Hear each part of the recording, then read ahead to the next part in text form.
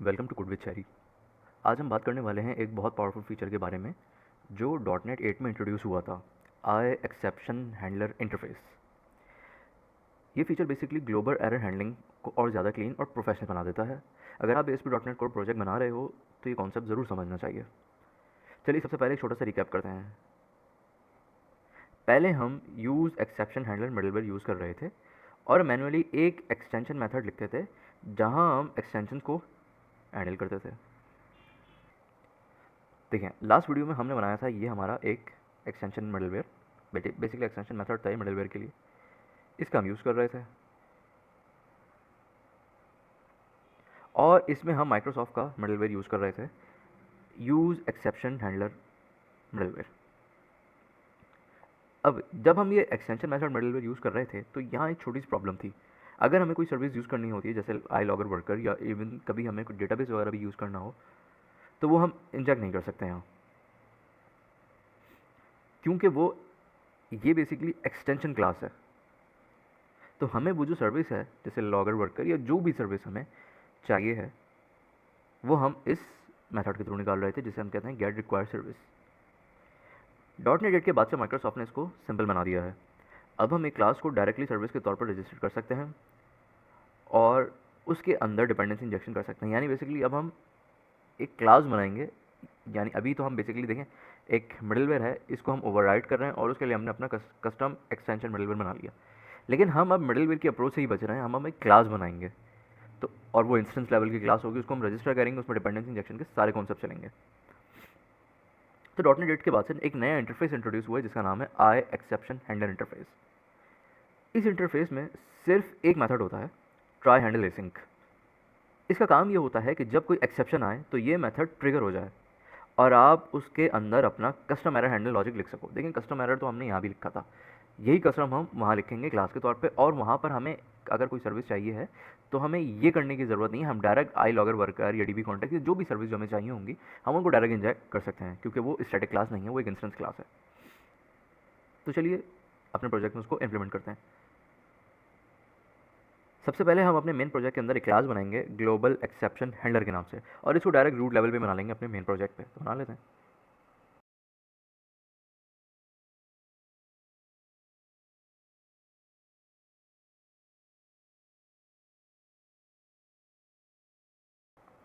Now ये class जो है ना बेसिकली ये मैं इसलिए बना रहा हूँ कि अब हम इसमें इसको ना एक्सेप्शन हैंडलर के तौर पे यूज़ कर सकेंगे, राइट। अब ये क्लास हमारी एक्सेप्शन हैंडल करेगी तो हम अपना ये मिडलवेयर बंद कर देंगे। ये फीचर इंट्रोड्यूस हुआ था .NET 8 के बाद से। अब इस क्लास को अगर एक्सेप्शन हैंडल करने हैं, क्योंकि इसका बेसिक वही काम है ना, तो उसके लिए माइक्रोसॉफ्ट ने हमें एक इंटरफेस प्रोवाइड किया है, आई एक्सेप्शन हैंडलर। हम इसको उससे इनहेरिट करेंगे और ये क्लास हमारी एक्सेप्शन हैंडलर के तौर पे बन जाएगी। यानी अब इसमें एबिलिटी आ जाएगी कि ये तमाम जहाँ कहीं भी एप्लीकेशन में एक्सेप्शन अगर होगी ये उन एक्सेप्शन को हैंडल कर लेगी। तो इनहेरिट करना है।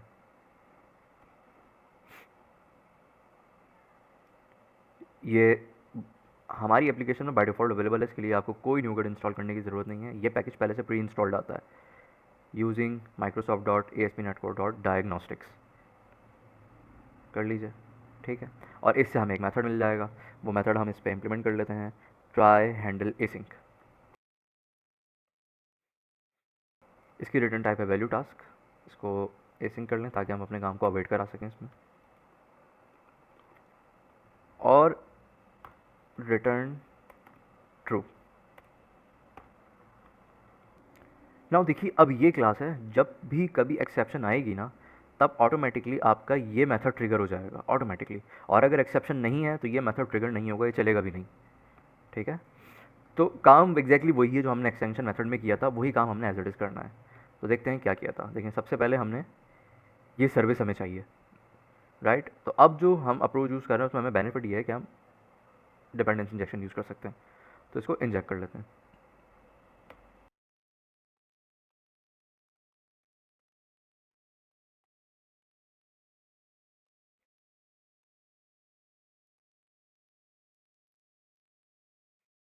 तो ये इंजेक्ट कर लिया हमने। नेक्स्ट काम क्या था, नेक्स्ट ये स्टेटस कोड और ये रिस्पॉन्स था, इनको एज इट इज़ कॉपी कर लेते हैं। यहाँ पेस्ट कर दें। अब यहाँ पर इसके वेरिएबल का जो नाम है वो HTTP कॉन्टेक्स्ट है, कॉपी कर लेंगे।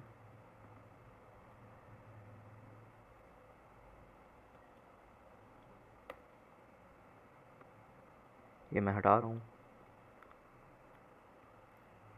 अब देखिए लास्ट वीडियो में ना हमने ये बनाया था, इसकी रीज़न ये थी कि जब कोई एक्सेप्शन अगर हो रही थी तो मुझे वो एक्सेप्शन का ऑब्जेक्ट चाहिए था। देखिए अब यहाँ पर ना डायरेक्ट कहीं एक्सेप्शन को ऑब्जेक्ट नहीं था, वो एक्सेप्शन का ऑब्जेक्ट मुझे इस आई एक्सेप्शन हैंडल फीचर से मिल रहा था, इसलिए मुझे contacts dot features dot gate करके ये निकालना पड़ रहा था और इससे मुझे एक्सेप्शन का ऑब्जेक्ट मिल रहा था जिसका नाम था एरर। देखिए इस एरर की डेटा टाइप एक्सेप्शन है, राइट। तो मुझे ये एक्सेप्शन चाहिए था कि किस, अच्छा देखें ये एक्सेप्शन है, जितनी भी टाइप की एक्सेप्शन होती है ना, ये हर टाइप की एक्सेप्शन हैंडल कर सकता है, वो चाहे सिस्टम की हो, एप्लीकेशन हो, वट एवर जो भी एक्सेप्शन हो वो ये हैंडल कर सकता था और इससे हम डॉट करके जो भी हमें प्रॉपर्टी चाहिए होती थी वो हम एक्सेस कर सकते थे। लेकिन क्योंकि मुझे एक्सेप्शन चाहिए थी ना, अगर एप्लीकेशन में कहीं भी एक्सेप्शन अकर हो तो मुझे पता चले कि भाई एक्सेप्शन आई है ताकि मैं उसे एरर करूँ, मैं अगर इस एरर पर डॉट करूँ तो मुझे डेटा जो भी इसकी inner exception, message, stack trace, target जो भी मुझे चाहिए होगा वो मैं एक्सेस कर सकता था। लेकिन मुझे एक्सेप्शन चाहिए था, तो मैं आपको ये बता रहा हूँ कि यहाँ पर मेरे इस कस्टम काम में वो एक्सेप्शन टाइप नहीं थी, इसीलिए हमें ये एक्स्ट्रा फीचर लिखना पड़ा, ये एक्स्ट्रा कोड मेंशन करना पड़ा। देखिए अब जो काम आया है ना माइक्रोसॉफ्ट की तरफ से, जो मेथड हमें ट्राई हैंडल एसिंग मिला है, उस पर अगर आप पैरामीटर देखें ना तो दूसरा पैरामीटर ही एक्सेप्शन टाइप है। इट मीन्स अब मुझे ये लिखने की ज़रूरत नहीं है अपने उस नए अप्रोच में, मुझे ऑलरेडी एक्सेप्शन का ऑब्जेक्ट मिल रहा है पैरामीटर में, यानी जब भी कभी कोई एक्सेप्शन अकर होगी इसमें ऑलरेडी इंस्टेंस आ जाएगा, ये फिल हो जाएगा, राइट। तो मैं ये सब कॉपी कर लेता हूँ, यहाँ इसको पेस्ट कर देते हैं।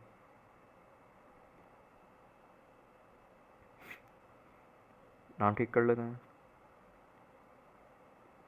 नाउ अब मेरे पास डायरेक्ट एक्सेप्शन है, क्योंकि देखिए पहले क्या हो रहा था, इस वेरिएबल से मुझे एक्सेप्शन निकालनी पड़ रही थी एरर, अब मेरे पास डायरेक्ट एक्सेप्शन अवेलेबल है तो मैं डायरेक्ट इस एक्सेप्शन को ही लॉक करा लूँगा, राइट। और HTTP कॉन्टेक्स्ट है, ये कॉन्टेक्स्ट नहीं है।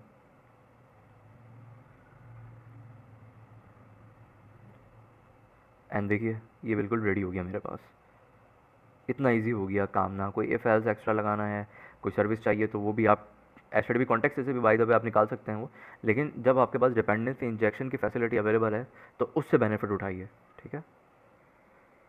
तो यहाँ पर देखिए हमारी क्लास आई एक्सेप्शन हैंडलर से इनहेरिट करती है और हमने ट्राई हैंडल एसिंग मेथड इंप्लीमेंट कर लिया जो कि इस इंटरफेस से हमें अवेलेबल हो गया था। जब भी एप्लीकेशन में कोई एक्सेप्शन थ्रो होगी ये मेथड ऑटोमेटिकली कॉल हो जाएगा ट्राई हैंडल एसिंग। फिर हमने रिस्पॉन्स का स्टेटस सेट किया, जैसे लास्ट वीडियो में किया था वही हमने as it is code copy paste किया। यहाँ पर हम आई लॉगर वर्कर इंजेक्ट कर चुके हैं, तो हम मैनुअली गेट रिक्वायर्ड सर्विस से सर्विस कॉल करने की हमें कोई ज़रूरत नहीं है, हम डायरेक्ट डिपेंडेंसी इंजेक्शन यूज़ करेंगे और उसको हम यूज़ करेंगे। इसकी नेमिंग कन्वेंशन हम ठीक कर लेते हैं, क्योंकि जब हम प्राइवेट वेरिएबल्स बनाते हैं हम उसका नाम अंडरस्कोर से रखते हैं। और दिस हटा दीजिए। और फाइनली फिर हमारे पास जो भी जितना काम हुआ हम उसको जेसन रिस्पॉन्स में कन्वर्ट कर देंगे, यानी हमने ऑब्जेक्ट बना लिया जो यूज़र को शो करना है, और जो लॉग हमने डेवलपर्स के लिए किया वो ये कर लिया, और फिर हम उस जो यूज़र को दिखाना है वो हम रिस्पॉन्स रिटर्न करके रिटर्न ट्रू कर देंगे। एक चीज़ समझिएगा, देखिए सबसे इंपॉर्टेंट पॉइंट जो है ना वो है ये रिटर्न ट्रू। ये मेथड के एंड में रिटर्न टू लिखना ज़रूरी है, ये इंडिकेट करता है कि एक्सेप्शन हैंडल हो गई है और पाइपलाइन में एग्जीक्यूशन यहीं रोक दी जाए, यानी जब इसको रिटर्न ट्रू मिलेगा ना तो आगे मिडलवेयर या कोई और पाइपलाइन नहीं चलेगी, बस यहीं पर ही सारी चीज़ें रिस्पॉन्स बैक होगा और फिर ही आपको ये रिस्पॉन्स दिया जाएगा यूज़र को जो फ्रंट एंड पे दिया जाएगा या क्लाइंट पे। ना अब बात करते हैं रजिस्ट्रेशन की। ये जो हमने अपनी ग्लोबल एक्सेप्शन हैंडल क्लास बनाई है इसको आपको सर्विस के तौर पर रजिस्टर करना पड़ेगा, क्योंकि माइक्रोसॉफ्ट ने इसका यही सिंटैक्स हमें बताया है कि अगर आप ये वाला न्यू फीचर यूज़ करेंगे तो इसके दो काम है। देखेंगे लास्ट काम तो खाली मिडलवेयर यूज़ करना था ना, अब जो काम है ना उसमें पहला काम ये है कि आपने इसको रजिस्टर करना है, तो इसको कॉपी कर लें और सर्विसेज में इसको रजिस्टर कर लेंगे। तो उसका तरीका ये है कि सर्विसेज से ना आपको एक और मेथड अवेलेबल हो जाता है ऐड एक्सेप्शन हैंडलर के नाम से, ये, और इसको बताना है कि कौन सा, कि आपने क्या क्लास बनाई है जिसमें एक्सेप्शन जो आ रही हैं वो हैंडल हो रही हैं, तो वो क्लास आपको देनी है यहाँ पे, राइट। लेकिन इतना करना सफिशिएंट नहीं है। देखें ये काम इसलिए करना पड़ा क्योंकि अब जो हमारी क्लास है ना ये एक इंस्टेंस लेवल की क्लास हो गई है और इसमें डिपेंडेंसी इंजेक्शन यूज़ करवा रहे हैं, तो इसलिए इसको सर्विसेज में रजिस्टर करना पड़ा। एक तो ये, सेकंड काम ये है कि आपने ये जो एक्सटेंशन मेथड बनाया था ना, इसको करने बंद, क्योंकि ये अप्रोच अब हम हटा रहे हैं। अब हम न्यू अप्रोच यूज़ कर रहे हैं जो डॉट नेट में इंट्रोड्यूस हुई थी। तो उसके लिए क्या करना है, देखिए अब भी आपको माइक्रोसॉफ्ट का मिडलवेयर तो यूज़ करना है। यानी लास्ट में जब हम कर रहे थे तो देखिए ये हम यूज़ कर रहे थे, लेकिन मैं उसको ओवरराइड कर रहा था। एक्चुअली में दरअसल यही काम था जो मुझे प्रोग्राम डॉट सी एस में करना था। लेकिन अगर आप नोट करना, अगर ये सारा काम मैं प्रोग्राम डॉट सी एस में करता तो कितनी बड़ी हो जाती प्रोग्राम डॉट सी एस। इसीलिए उसका एक्सटेंशन मेथड बना लिया था। लेकिन एक्सेप्शन हैंडल हेडर के लिए ना अब भी यही मिडलवेयर है, तो यही इसको एज इट इज़ कॉपी करना है और यही मिडलवेयर यूज़ करना है। लेकिन अब इसको ओवरराइड नहीं करना। यानी अब आप इसको पेस्ट करें और यूँ करके आप छोड़ दें। लेकिन जब आप इतना करेंगे ना, तो आपका कोड चलेगा नहीं, क्योंकि माइक्रोसॉफ्ट ने कहा है कि जब आप एक्सेप्शन हैंडल कि जब आप ये एक्सेप्शन हैंडलर का ये जो मिडलवेयर यूज़ करेंगे, तो ये मिडलवेयर आपकी इस सर्विस को एक्टिवेट कर देगा। तो जब ये सर्विस अवेलेबल हो और आपको मिडलवेयर चाहिए हो, तो इसमें आपने एक छोटा सा काम करना है बस। वो क्या, आपने बनाना है एक ऑप्शन लैम्डा एक्सप्रेशन दीजिए। देखिए इसकी टाइप क्या हो गई, इसकी टाइप एप्लीकेशन बिल्डर हो गई और एम्प्टी ऑब्जेक्ट। बस ये करके आपने छोड़ देना है। इतना आप करेंगे ना, आपकी सारी चीज़ें सही चलेंगी। तो ये एक मस्त सिंटैक्स है माइक्रोसॉफ्ट की तरफ से जो ये आपको लिखना पड़ेगा। लेकिन ये किस सिनेरियो में लिखना है कि जब आप exception handler as a service add करें, तब आपको मिडलवेयर को इस तरह लिखना पड़ेगा। तो बस इतना करने के बाद आपका सेटअप कंप्लीट है। अब जब भी कोई एक्सेप्शन थ्रो होगी, वो ऑटोमेटिकली ग्लोबल एक्सेप्शन हैंडलर के थ्रू हैंडल हो जाएगी, जो हमारी क्लास है। तो ऐप रन करते हैं और अपनी इन सिनेरियोज को टेस्ट करते हैं। तो अब हमारे पास ये क्लास अवेलेबल नहीं है, आप देखें इसके रेफरेंसेस जीरो हो गए। अब ये एक्सटेंशन मेथड हटा दिया गया है। इन फ्यूचर इस क्लास को डिलीट कर देंगे। नाउ आते हैं अपने कंट्रोलर्स पे और एक्सेप्शन थ्रो करते हैं। तो कंट्रोलर पे आ जाइए। अच्छा देखिए, पहले ना नॉर्मल सिनेरियो टेस्ट करते हैं, उसके बाद हम ये दूसरा सिनेरियो टेस्ट करते हैं एक्सेप्शन के साथ। यानी मैं अगर मेरी इस क्लास में आऊँ और इस ट्राई हैंडल मेथड के अंदर ब्रेक पॉइंट लगा लूँ, देखते हैं कि ये कॉल कब होता है बेसिकली। नाउ रन कर लीजिए और पोस्टमैन पे आ जाइए। नाउ अपनी एपीआई कॉल कर लीजिए।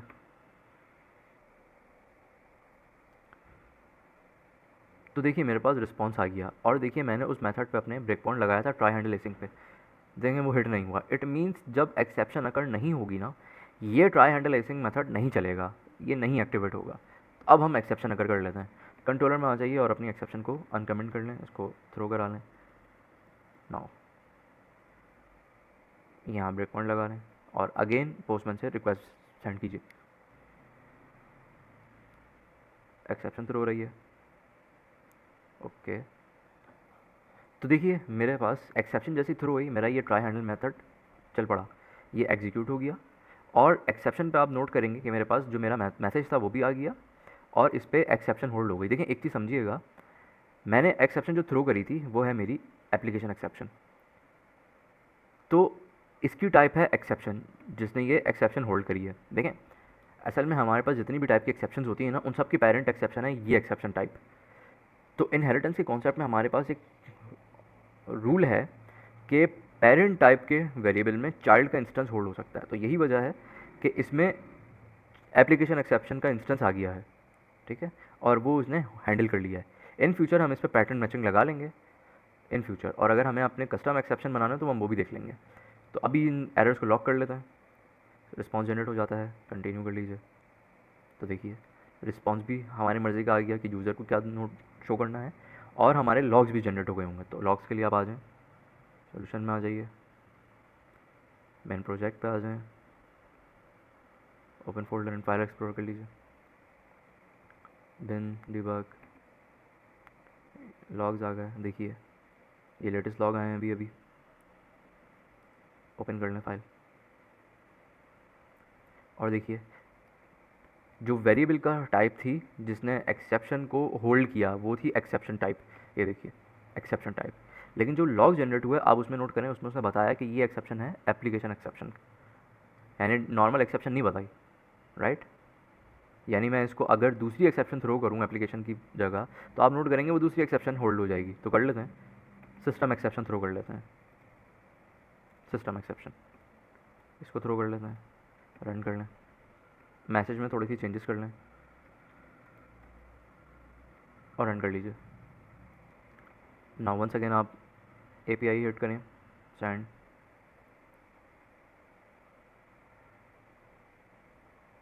कंटिन्यू, सिस्टम एक्सेप्शन अकर हो गई, कंटिन्यू, मेरा मेथड देखिए अगेन एग्जीक्यूट हो गया और ये अब सिस्टम एक्सेप्शन को हैंडल कर रहा है। इट मीन्स मेरी ये एक्सेप्शन सिस्टम एक्सेप्शन की भी पेरेंट है, इसीलिए उसकी टाइप में सिस्टम एक्सेप्शन का इंस्टेंस आ गया है। नाउ कंटिन्यू कर लें, राइट। ये मेरा मैसेज है क्योंकि मैंने internal server error please try again later यही मेथड यूज़र की शो कराने के लिए लिखा हुआ है। जो मेरे पास एक्सेप्शन आई मेरे लॉगर में लॉग हो गई है, तो उसको देख लेते हैं। दोबारा फाइल ओपन कर लीजिए तो नोट कीजिए पहला एरर आया जो अभी थोड़ी देर पहले आई थी, वह एप्लीकेशन एक्सेप्शन थी। न्यू एक्सेप्शन मेरे पास सिस्टम एक्सेप्शन आ गई है, राइट। और मेरा मैसेज आ गया किस लाइन पर एरर कर हुआ, सारी इन्फॉर्मेशन यहाँ आती है। देखें, इसको पढ़ना थोड़ा सा सीखना पड़ता है, ये थोड़ा एक्सपीरियंस के साथ समझ में आता है कि क्या लिखा हुआ है। तो इस तरह हमने एक clean service based reusable global error handling बना लिया है जो डॉटनेट के मॉडर्न फीचर्स का यूज़ करता है। ये बेसिकली लेटेस्ट फीचर है, डॉटनेट 8 से इंट्रोड्यूस हुआ था बेसिकली, है ना। तो दोस्तों ये था डॉटनेट 8 आई एक्सेप्शन हैंडलर, एक मॉडर्न और elegant solution global exception handling के लिए। अपकमिंग वीडियोज़ में हम इसमें पैटर्न मैचिंग यूज़ करके एक्सेप्शन के मल्टीपल टाइप्स को हैंडल कर सकते हैं और उनके अकॉर्डिंग रिस्पॉन्स भी जनरेट करवा देंगे। देखिए अभी जितने भी मेरे पास एक्सेप्शन आ रहे हैं उन सबका एक ही तरीके का रिस्पॉन्स है, क्योंकि बस वो एक सिंगल है, जो भी एक्सेप्शन आए वो हो हैंडल हो गया और यूज़र को बस एक सेम मैसेज दिखाया जा रहा है। हम इसको अपकमिंग वीडियोज़ में पैटर्न मैचिंग का यूज़ करके इसको थोड़ी सी टाइप्स दे देंगे कि अगर हमें कोई डिफरेंट टाइप के मतलब डिफरेंट एक्सेप्शन के अकॉर्डिंग डिफरेंट टाइप के मैसेज दिखाने हो यूज़र को, तो हम वो अचीव कर सकेंगे। और अगर कोई हमें अपनी कस्टम एक्सेप्शन क्लास बनानी भी पड़ी तो वो भी बना सकते हैं। ठीक है दोस्तों, मिलते हैं नेक्स्ट वीडियो में एक और टॉपिक के साथ। पीस।